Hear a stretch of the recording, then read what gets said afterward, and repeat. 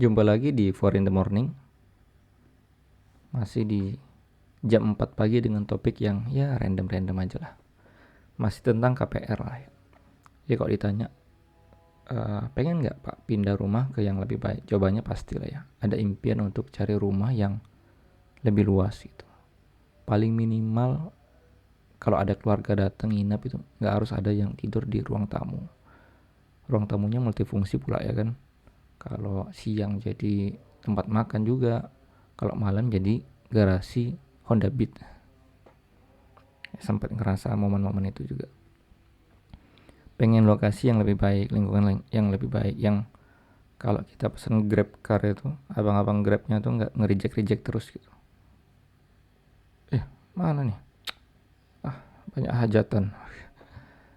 Orang sini kalau hajatan sukanya nutup jalan raya. Gitu loh ya. Nah masalahnya kalau ditanya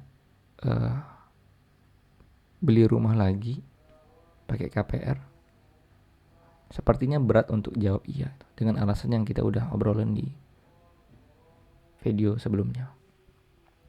Banyak orang mengira itu rumah itu aset, padahal dia liability, dia beban. Kalau dia cicilannya jalan, itu bukan cuma cicilannya aja yang harus kita pikirin. Ya mulai harus beli AC mungkin, beli tempat tidur, paling minimal beli rice cooker lah kan. Terus ya ada genteng bocor lah, apalah, keran, pajak ya kan. Kecuali Anda bisa bikin pajak rumah MM-an cuma 300.000 doang setahun. Nah terus kalau nggak KPR gimana? Masalah berikutnya adalah tidak semua orang ketika dikasih saran untuk jangan ambil KPR itu bisa menerima dalil tentang riba. Pendekatannya nggak semua orang bisa kayak gitu. Apalagi orang yang punya prinsip kuat bertahun-tahun, dia udah terbiasa berhutang. Dia akan resisten, dia akan defensif. Dia akan sulit menerima feedback orang. Dia akan ya kayak gitulah. Nah, karakter orang Indonesia kan rata-rata nggak kuat nabung tapi kuat nyicil. Gaji UMR, terus ke leasing ambil Honda CBR. Akhirnya balik lagi tuh, tiap malam masukin motor ke ruang tamu. Nah terus kalau nggak KPR gimana itu? Ya sebetulnya banyak juga ya yang orang share tentang gimana caranya beli rumah tanpa harus berhutang ke bank. Mungkin ada ya beberapa lah. Yang pertama mungkin ya bank itu kan media apa ya, third party lah ya, broker lah, makelar. Dia adalah perantara karena dia punya dana yang relatif tidak terbatas. Bisa nggak kita ngutangnya itu ke pemilik rumah langsung, ke developer?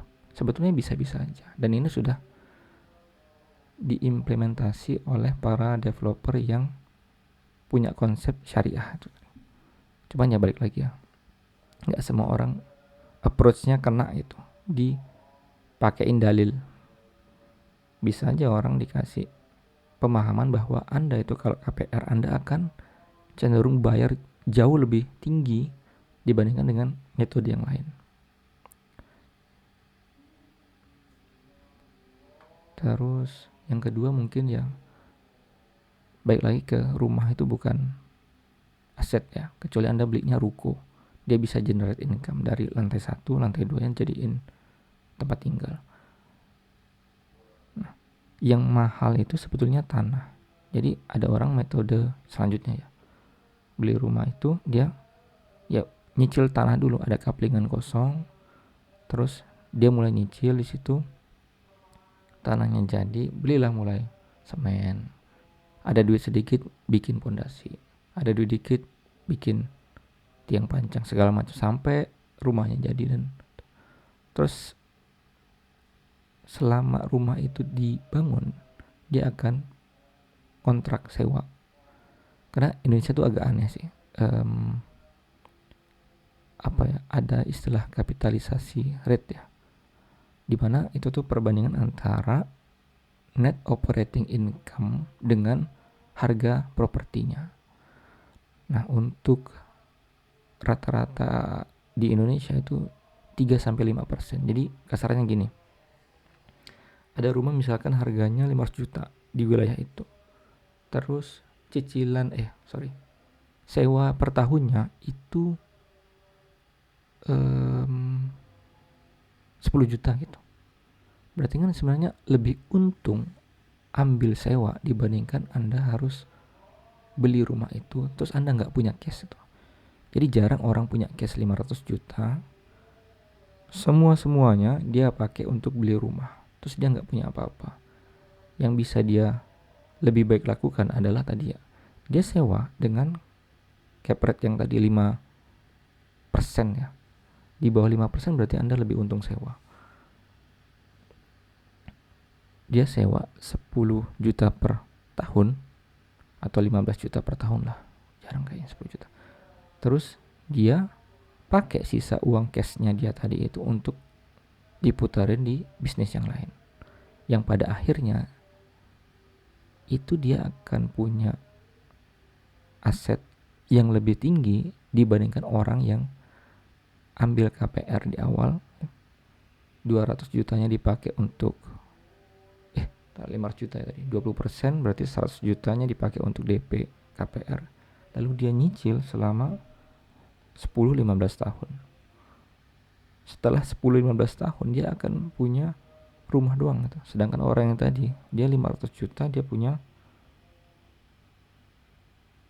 aset yang lebih tinggi karena 490 jutanya itu di tahun pertama dia punya cash. Terus dia bisa putar di atau invest atau bisnis di tempat yang lain. Mungkin itu sih. Terima kasih.